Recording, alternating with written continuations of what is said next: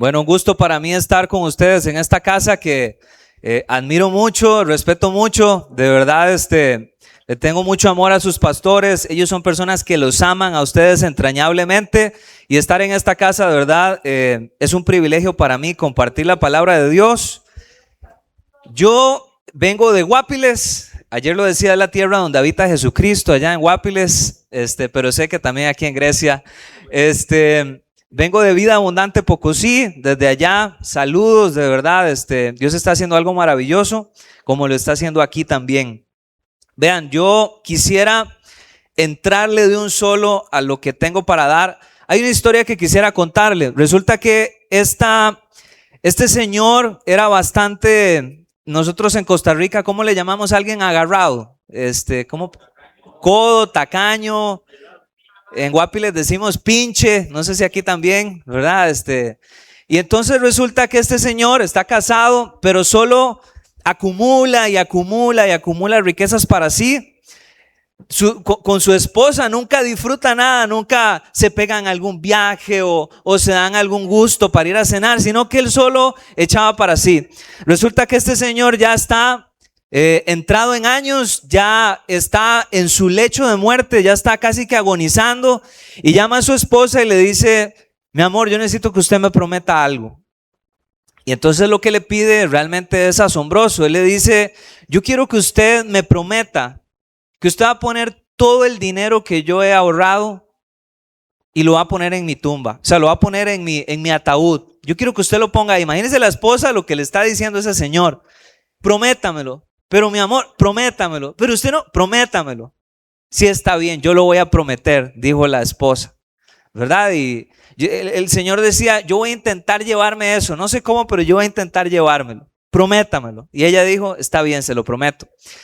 Resulta que el tipo se murió, y ahora está en el funeral, están algunos amigos, hay familiares ahí, y entonces ya cuando van a cerrar ahí siempre se me enreda con el sarcófago, ¿no? El ataúd. Ya cuando van a cerrar eso, la esposa dice: un momento. Y entonces ella trae una cajita metálica y entonces viene y la pone en el pecho de su difunto esposo. Ahora sí pueden cerrar el ataúd. Cierran el ataúd. Y una amiga de ella, que más o menos conocía lo que el hombre le había pedido, le dijo: amiga, no creo que usted sea tan tonta. Dígame que usted no hizo eso. Dígame que usted no puso todo el dinero de los ahorros de ese señor, que más bien él debería haber compartido eso con usted. Dígame que usted no hizo eso. Y entonces la mujer le dijo: vea, yo le prometí algo a él. Entonces quiero explicarle lo que yo hice. Yo agarré todo el dinero de él y me lo deposité a mí y le hice un cheque, y el cheque lo metí en la cajita. Si él puede gastar ese cheque, que lo gaste él, pero si no, lo voy a gastar yo. Yo cuando escuché esa historia, yo dije: esta mujer es muy inteligente, es una esposa muy inteligente. Primero, porque ella sabe que cuando usted y yo morimos no nos llevamos nada. Y en segundo lugar, es una mujer muy inteligente porque también comprende el valor de una promesa. Se la jugó, pero le cumplió la promesa, ¿verdad? ¿A usted le han prometido algo y no le han cumplido? Sí, a mí me prometieron que si yo tomaba esta cochinada de aceite de hígado bacalao no se me iba a caer el pelo. Y no me cumplieron. Le han prometido algo, no sé, vea, le voy a devolver el libro que usted me prestó. Y no, el 15 le pago, este 15 yo le pago, ¿verdad? Nos prometen cosas. Yo le prometí a una chica, estábamos en el kinder, Jennifer, y en el kinder le dije que nos íbamos a casar. Yo no volví a ver a Jennifer nunca más. Hoy estoy felizmente casado, pero con Fernanda, mi esposa. Ahora se la tiro de esta forma también. ¿Ha prometido algo usted que no ha cumplido? Creo que todos hemos roto promesas, ¿verdad? Hay alguien que lo que cumple siempre lo promete. Ese es nuestro Señor. Lo que Él ha prometido siempre lo cumple. Y es un poco de lo que yo quisiera que pudiéramos hablar esta mañana. El título de mi enseñanza es Entre la cruz y el amanecer. Entre la cruz y el amanecer. Hay una especie de dimensión espiritual entre la cruz y el amanecer. Hay unos entre de Dios, entre una promesa y el cumplimiento de esa promesa, entre una petición que yo le hago a Dios y ver materializada esa promesa, entre un quebranto y una restauración. Ese tiempo en medio es un proceso que a veces es muy difícil. Algunos podrían llamar ese proceso incluso desierto. Los discípulos vivieron ese proceso y ellos no podían ver el plan de Dios con claridad un día viernes en la cruz. Los discípulos no podían entender que Jesús estuviera salvando al mundo en esa cruz. Lo que veían era una derrota, pese a que Él les había prometido algo. Jesús los volvió a ver y les dijo: yo voy a morir, es necesario que el Hijo del Hombre muera, pero al tercer día va a resucitar. Se los dijo face to face, se los dijo clarito, literal, y también hasta se los dijo simbólico. Les dijo: destruyan el templo y en 3 días lo voy a levantar. Estaba hablando de sí. Les prometió algo, pero luego de que les promete algo, llegó el viernes, llegó el sábado, y ese sábado comienzan a ponerse ansiosos. Les prometió algo, pero no lo vemos. Les prometió algo, pero siento que está demasiado lejos que eso se cumpla. Y entonces se llenan de ansiedad, se llenan de desesperación, como muchos de los que estamos aquí nos hemos sentido entre una promesa y el cumplimiento de esa promesa. Ellos no entendían por qué. Ellos sabían que Dios había prometido un Mesías que iba a rescatar a su pueblo, pero no podían entender que el Mesías tuviera que pasar por un tiempo de dolor, por un tiempo de cruz, por un tiempo de sufrimiento. Entonces se llenaron de ansiedad porque no podían ver ese cumplimiento. Habían unos hombres que iban camino a una tierra que se llama Emaús, y ellos decían: teníamos la esperanza de que Él nos iba a salvar. Teníamos la esperanza de que Él iba a ser realmente el Salvador. Pero resultó que solo era un buen maestro. Resultó que solo era un buen profeta. Resultó que solo era un buen hacedor de milagros. Pero usted y yo debemos saber que Cristo es mucho más que un maestro, un profeta, un hacedor de milagros. Jesucristo es el Rey de Reyes, el Señor de Señores, es el que sostiene el universo en sus manos, es el alfa, la omega, el principio, el fin, es mucho más que eso. Entonces la perspectiva de nosotros tiene que aumentar para realmente poder confiar en el Señor. Si usted se acerca a Jesús y lo único que la perspectiva o los lentes suyos de Cristo es que nada más es un buen maestro, entonces este libro es solo un libro de consejos prácticos de la vida, un poco de sabiduría nada más. Si usted nada más ve a Jesús como un profeta, entonces usted va a tener una especie de cercanía con Él ahí, medio mística, medio una voz de Dios ahí extraña. Si usted solo lo ve como un hacedor de milagros, posiblemente usted solo se acerque a Él para pedir algo o para obtener algo de Él.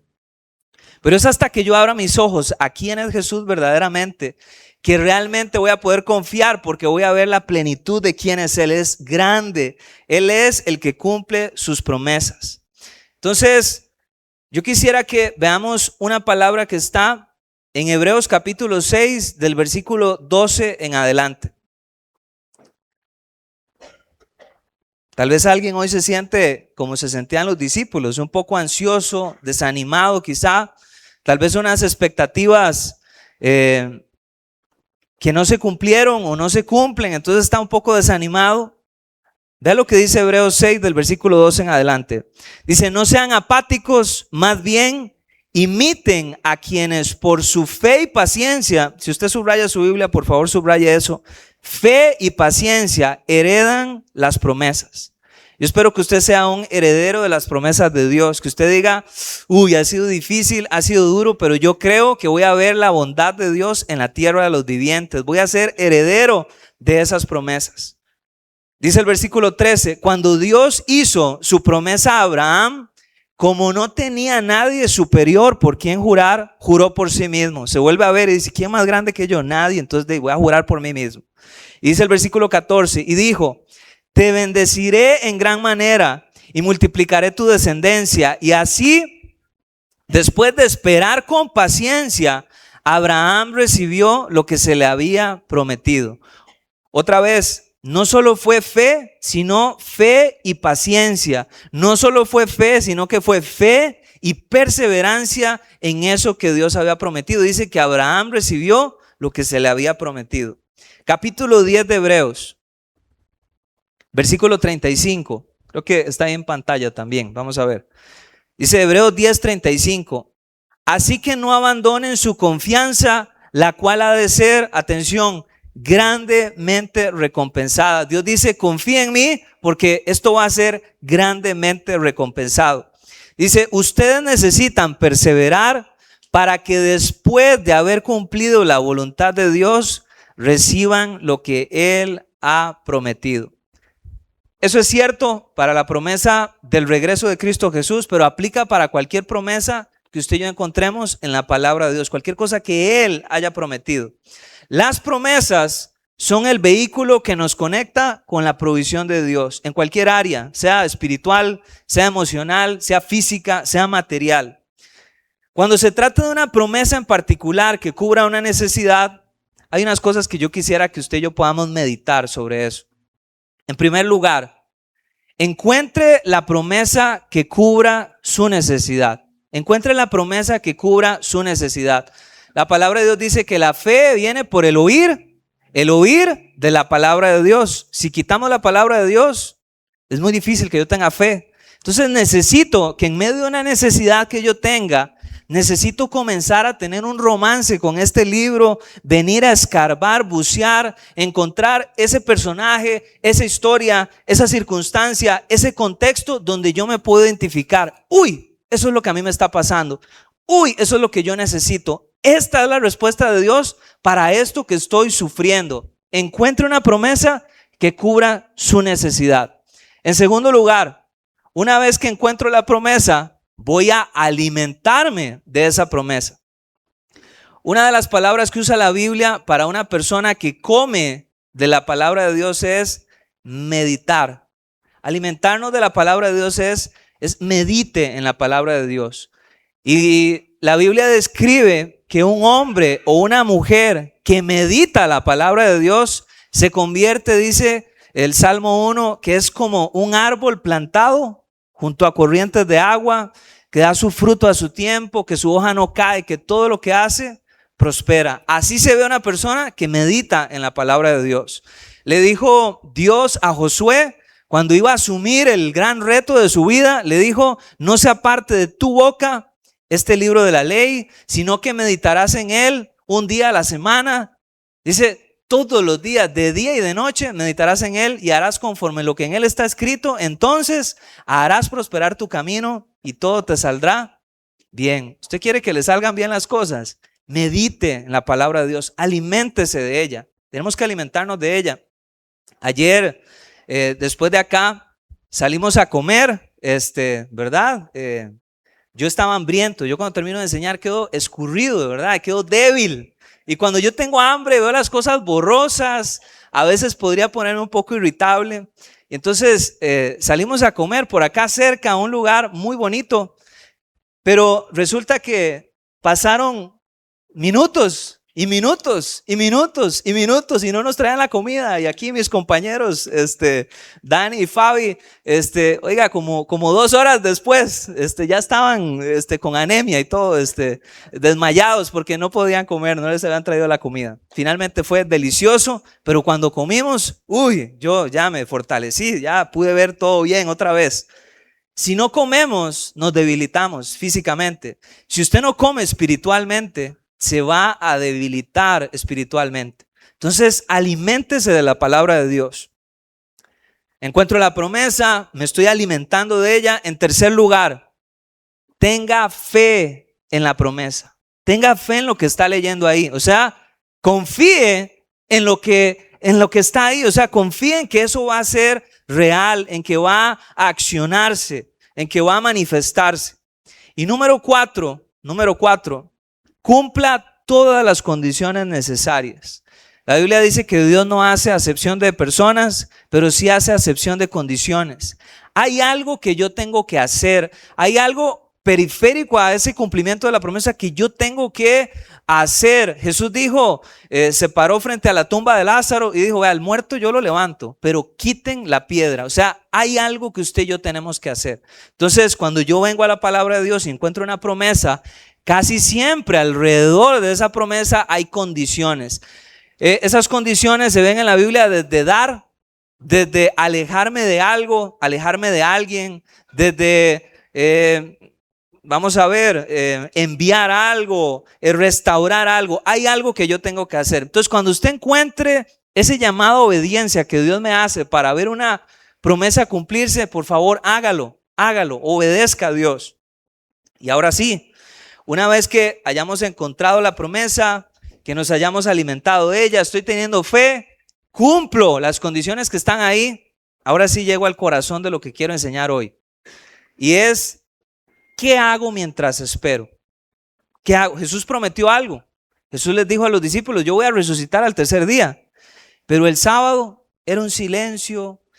El sábado era como incierto para ellos. No podían estar tranquilos, están ansiosos. ¿Qué hacemos cuando estamos esperando un cumplimiento de una promesa del Señor? ¿Qué hacemos ahí? ¿Qué hacemos cuando, ayer decía, me asomo ahí en el horizonte a ver el barquito de mi promesa cumplirse y no se ve nada? Más bien, no se ve nada. O sea, cada vez veo las cosas más lejos, cada vez veo que se complican más las cosas para ver ese cumplimiento. ¿Qué hago cuando espero? ¿Qué hacemos los cristianos mientras esperamos que Dios cumpla una promesa? Entonces, vamos a tratar de responder, ¿qué hago mientras espero? En primer lugar, adoramos. En primer lugar, adoramos a Dios. El rey David dijo en el Salmo 34:1, bendeciré al Señor en todo tiempo. Salmos 34:1. Bendeciré al Señor en todo tiempo. Lo alabarán siempre mis labios. Ahora, alguien podría creer que David dijo eso y estaba allá en una hamaca ahí en el parque de Grecia con un granizado o comiéndose un pira, ¿verdad? El parque ahí, tranquilo. Entonces, yo bendigo al Señor en todo tiempo, pero siempre mis labios te alabarán, ¿verdad? Pero cuando entendemos el contexto, es salvaje lo que David está diciendo ahí. David está en una temporada donde está siendo perseguido por el rey Saúl, está huyendo, entonces como huye tiene que irse a territorio enemigo y ahora lo han capturado y está en la ciudad filistea de Gat y lo traen frente al rey de Gat. Ese rey se llamaba Aquis. Y David comienza a escuchar que los hombres de Aquis están murmurando, pero este es el que mató a Goliat. Este es el que mató a uno de nosotros. Este es el que, no es el que cantan ahí en YouTube y en la radio. Saúl mató a sus miles, pero David mató a sus 10,000. O sea, este es rey, o sea, este tipo hay que matarlo. Y dice la palabra de Dios que David se llenó de mucho temor. Dice que se llenó de mucho temor. Y entonces comienza a hacer algo extraño. Dice que comenzó a dejar que saliva le pasara por la barba, comenzó a actuar como loco, empezó a rayar paredes, empezó a rayar las puertas para tratar de engañar al rey y que el rey no lo matara. Y definitivamente el rey dice, pero este tipo está loco, ¿cómo que este fue el que mató a Goliat y que el que cantan? No, quíteme a este loco de mi vista. Oiga, y lo quitaron y se salió con la suya David. Pero David tenía mucho temor, decía la palabra de Dios. Y en medio de una temporada peligrosa, en medio de una temporada llena de temor, David decía, bendeciré al Señor en todo tiempo, lo alabarán siempre mis labios. Eso se dice en los momentos buenos, eso se dice en las temporadas donde hay una gracia de Dios, las cosas están saliendo. Eso se dice cuando usted tiene el aguinaldo en la bolsa, pero también se dice en los momentos de dificultad, en los momentos de peligro y en los momentos de espera. Cuando estamos esperando algo, David adoraba al Señor. Nosotros necesitamos adorar al Señor. Algunas razones. Primero, porque Dios es fiel. Él es digno de nuestra adoración. Estaba esta señora en la temporada donde Rusia era dominada por el comunismo de Stalin. Y entonces a una viejecita, a una abuelita en Rusia se le dice babushka, dicen los rusos. Entonces la historia dice que esta babushka, entra a esta iglesia ortodoxa. Una iglesia ortodoxa es una iglesia tradicional, es una iglesia muy antigua. Entonces ella entra a esta iglesia y a como puede ella se acerca, se va al frente, se postra, ella ora. Cuando termina de orar se levanta y había una cruz con este Cristo colgado ahí. Entonces ella como puede se acerca y le da un beso a los pies de Cristo. ella no se ha dado cuenta que a la par hay un soldado ruso. Y este soldado ruso, de una manera burlona, le dice: babushka, ¿usted estaría dispuesta a besar los pies de Stalin, así como usted besó los pies de Cristo? Dice la historia que la anciana lo vuelve a ver y le dice: yo estaría dispuesta si Stalin hubiera sido crucificado por mí. Y yo dije, ese es nuestro mensaje. Por eso yo adoro al Señor, porque solo Cristo derramó su sangre por nosotros, porque solo Cristo nos redimió de nuestros pecados, porque solo Cristo ocupó nuestro lugar. Por eso nosotros lo adoramos. Él es digno. Le contaba ayer la historia también a los de la reunión de las 6 de la tarde, que este niño vino y hizo un muñequito de jengibre. Entonces estaba todo contento de haber hecho este muñequito, este hombre como el de la película de Shrek, el hombrecito de jengibre, ¿verdad? Que empieza: ¿quién es Ping Pong? El muñequito de... Vea la película. La cosa es que viene, le ponen los botones de gomita y todo, está todo contento, mete el hombrecito de jengibre al horno y está esperando. Ya suena el horno, saca el hombrecito y el hombre cobra vida. La galletita cobró vida y empezó a correr y salió corriendo y se tiró por una ventana. Y el niño dice: pero ¿cómo es posible si yo duré tanto haciendo este muñequito? Y sale corriendo a tratar de alcanzarlo, y cuando se da cuenta, el hombrecito de jengibre se le perdió de la vista. Y entonces este niño estaba tan triste, estaba pero profundamente triste. Lo perdí, pero yo me esmeré tanto, me quedó tan bonito y se me perdió. Resulta que pasaron unos días y el niño va ahí, todavía está triste, se siente muy triste porque perdió su muñequito de jengibre. Y en eso vuelve a ver una panadería, ve una urna y ahí está el muñequito de jengibre. Decía que costaba 5 monedas. Y entonces el niño va a la panadería y le dice: señor, es que ese muñequito yo lo hice, esa galletita yo la hice. Y el panadero le dice: niño, vea, este muñeco está aquí en mi panadería y la única forma que salga de acá es que usted me pague 5 monedas, que es lo que vale. Entonces el niño viene y mete la mano en la bolsa, empieza a contar y es todo lo que tiene, 5 monedas. Y entonces le dice: aquí está. Y entonces el panadero le da el muñeco, ¿verdad? Él lo agarra y está vivo, ¿verdad? Entonces dice que se va para la casa, lo lleva, lo pone en la mesa y le quita la cabeza y lo rompe todo. No, son bromas, no hizo eso. Sino que lo sentó. Dice la historia que él comenzó a tener una buena conversación con este muñequito de jengibre. Y le dijo: galletita de jengibre, usted es mío. Yo quiero que sepa que usted es mío. En primer lugar, porque yo lo hice.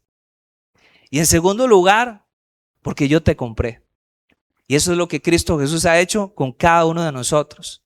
Y la Biblia dice que nosotros, como ovejas descarriadas, nos hemos ido corriendo en dirección contraria, ¿verdad? Buscando lo que no deberíamos buscar. Pero Él vino y Él es el creador, es el que nos hizo y nos compró con el precio más alto. No fueron 5 monedas, fue la sangre del Hijo de Dios derramada en esa cruz. Por eso nosotros adoramos a Dios en los buenos tiempos, pero también en los tiempos donde estamos esperando, en los tiempos de dificultad. Otra razón para adorar al Señor mientras esperamos es que mantiene viva nuestra fe.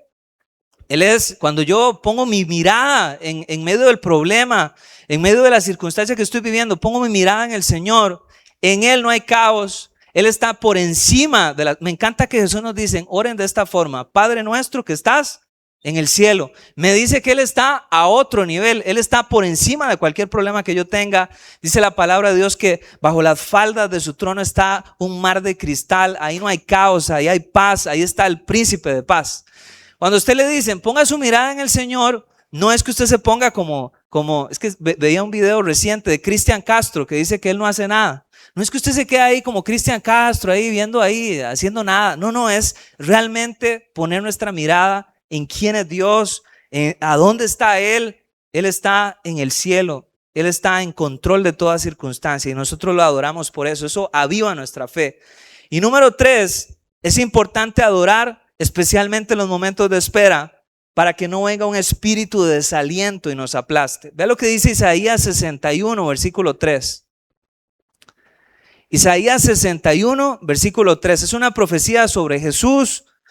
Dice: y a confortar a los dolientes de Sión, Me ha enviado a darles una corona en vez de cenizas, aceite de alegría en vez de luto, traje de alabanza en vez de espíritu de desaliento. La Reina Valera habla de espíritu de angustia. Otras traducciones hablan de espíritu de desesperanza. Cuando usted y yo venimos y encontramos una promesa y estamos alimentándonos de esa promesa y estamos confiando en esa promesa y estamos cumpliendo las condiciones, el enemigo va a venir a querer desenfocarnos, el enemigo va a querer venir a molestarnos, y una de las formas que el enemigo utiliza es que se produzca en nosotros un espíritu de desaliento. Es comenzar a atacar como estaba atacando a esos hombres de Maús. Teníamos la esperanza, pero ahora estoy desilusionado. Teníamos la esperanza, pero ahora estamos desilusionados. Me está aplastando esta angustia. La única forma de combatir ese espíritu de desaliento es adorar al Señor. Es adorar al Señor. Recuerdo que nosotros tenemos, Caro y Oscar, unos compañeros que son los pastores de Vida Abundante Cartago. Vivieron reciente una prueba enorme. Mónica, la pastora, su esposa, la esposa de Johan, en agonía, está en el hospital, en agonía, se complica su salud. Llaman a Johan que traiga a sus hijos, a Mati, a su otro hijo de 20 años. Y prácticamente están ahí. ¿Qué estaban haciendo mientras esperaban? ¿Qué estaban haciendo mientras ellos creían que Dios iba a hacer algo? Pero todo pintaba otra cosa. Más bien todo se veía más lejano. Se veía que ella definitivamente iba a fallecer. ¿Qué hicieron ellos? Ellos cuentan que ellos adoraron al Señor. Ponían su teléfono ahí, ponían adoración y empezaron a adorar, adorar y adorar hasta que Dios contestó.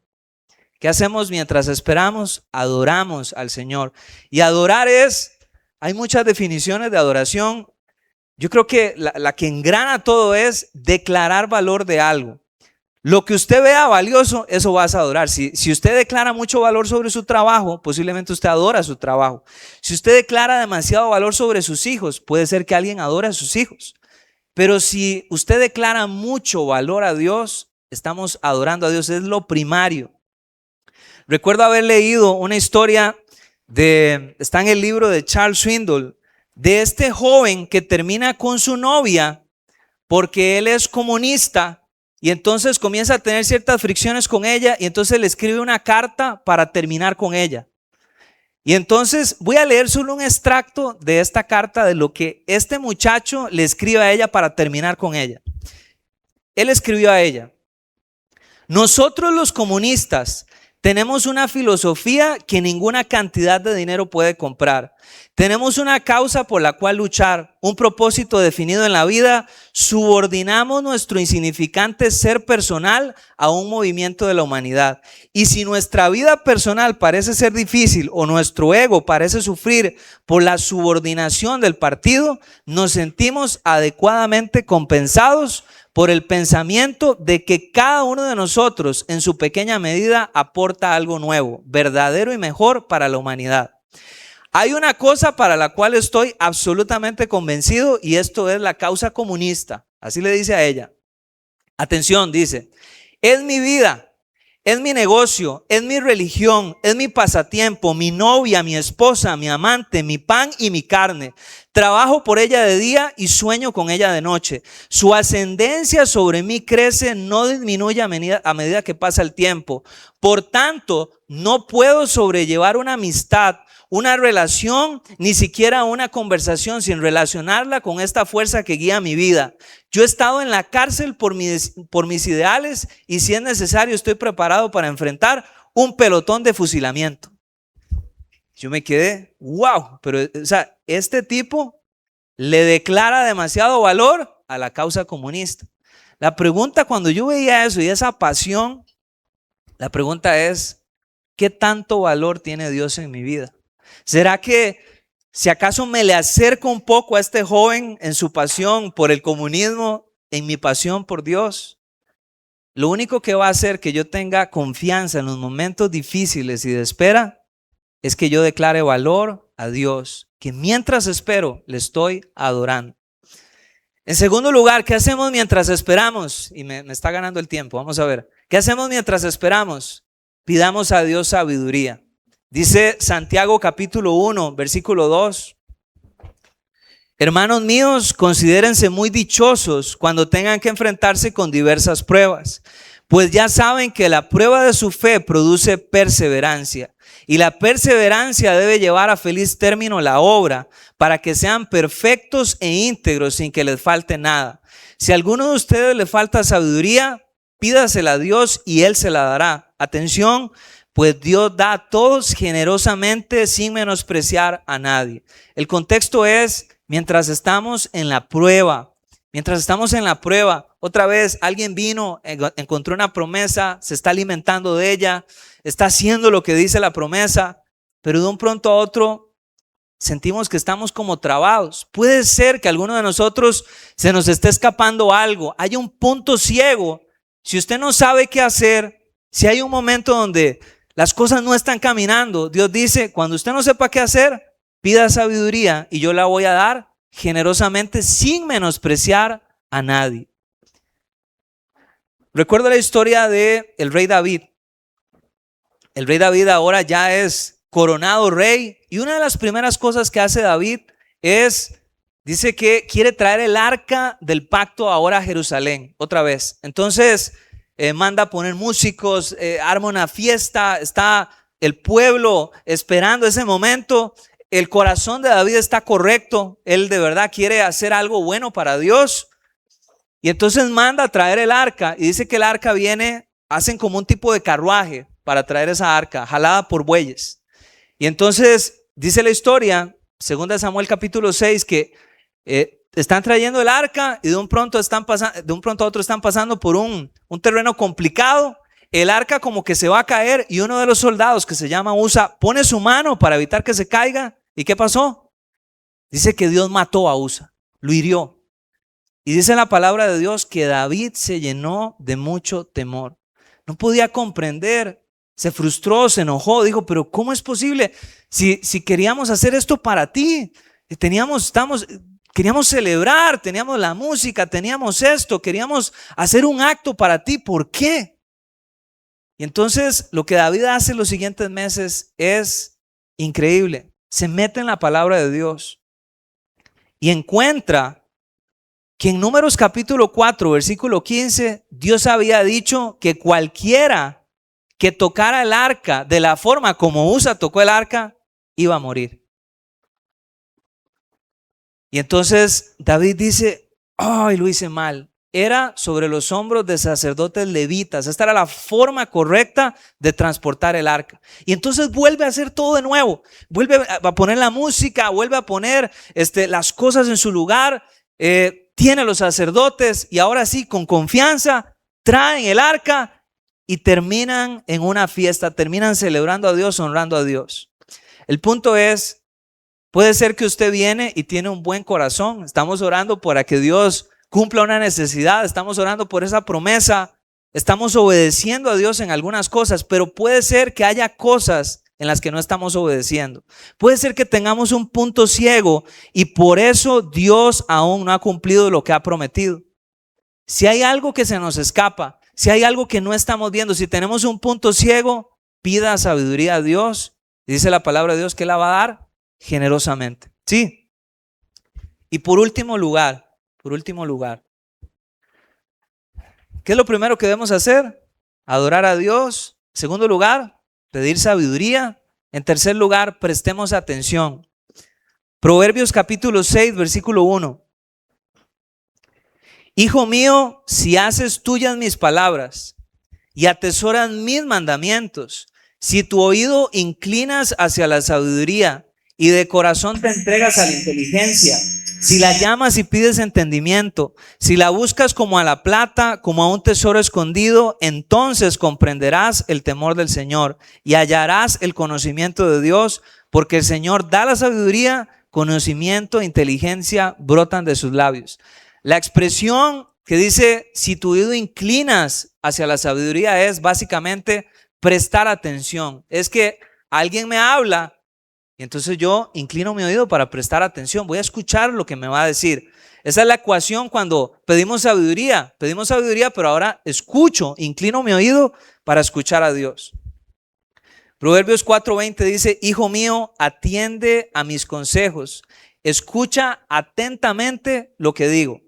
Proverbios 22:17 dice, presta atención, escucha las palabras de los sabios y aplica mis enseñanzas.